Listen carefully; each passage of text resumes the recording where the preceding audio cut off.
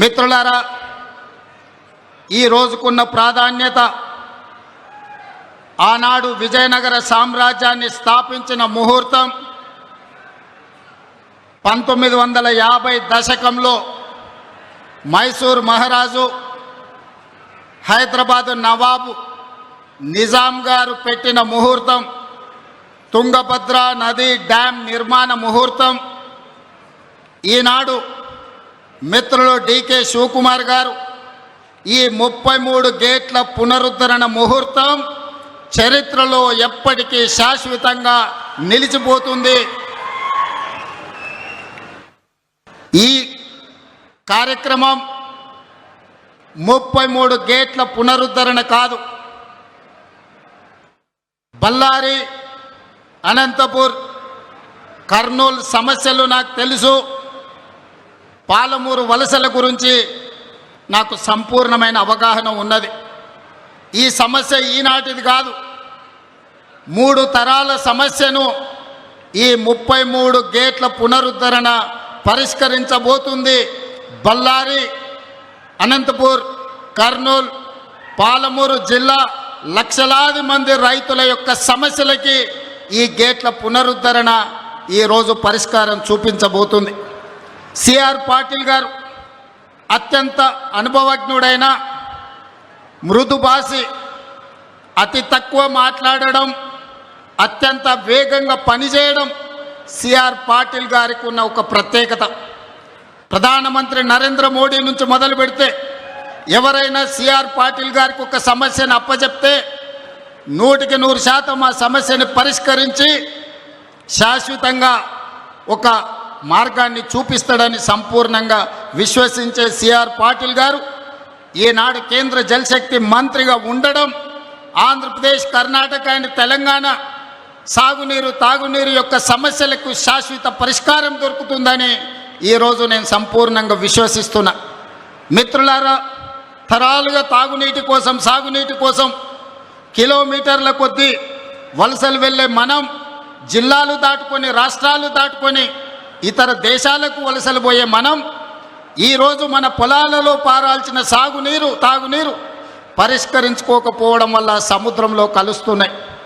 అందుకే ఈనాడు డికే శివకుమార్ గారు ఆహ్వానం మేరకు సిఆర్ పాటిల్ గారు, చంద్రబాబు నాయుడు గారు, నేను 3 రాష్ట్రాల ప్రతినిధులం ఏది ఏమైనా సరే ఈ సమస్యకు శాశ్వత పరిష్కారం చూపించాలి.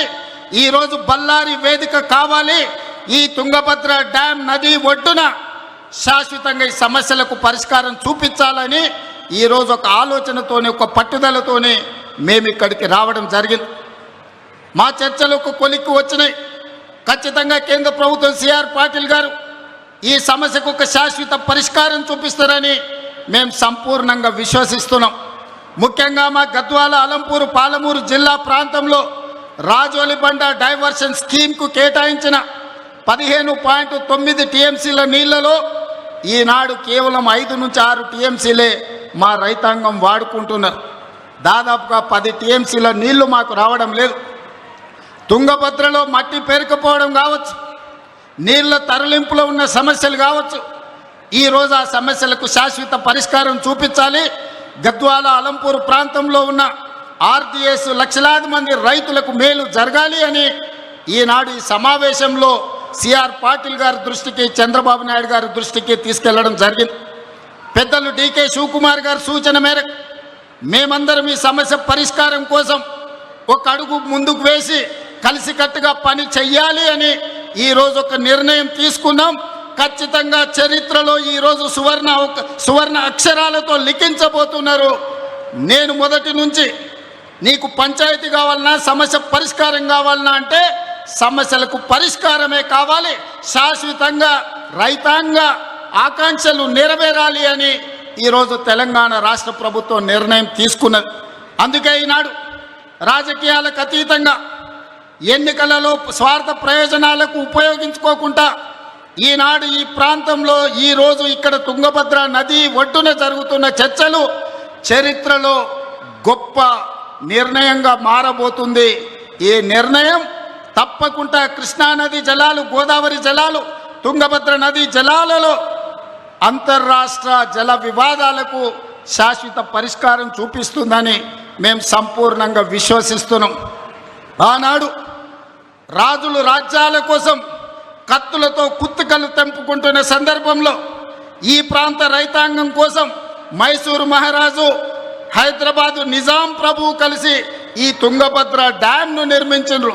రాజ్యాలను ఆక్రమించుకునే రాజులే రైతుల కోసం ముందుకొచ్చి తుంగభద్ర నదీ ప్రాంతంలో డ్యాంను నిర్మించిందంటే ప్రజలు ఎన్నుకున్న ప్రజాప్రతినిధులం ఈ రైతుల కోసం అడుగు ముందుకు వేయాల్సిన అవసరం ఉంది.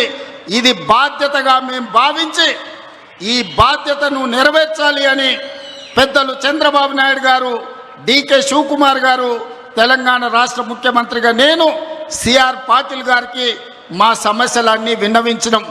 తప్పకుండా తొందరలోనే వారి సమస్యకు పరిష్కారం చూపిస్తారని మా అందరికీ సంపూర్ణమైన విశ్వాసం కలిగింది.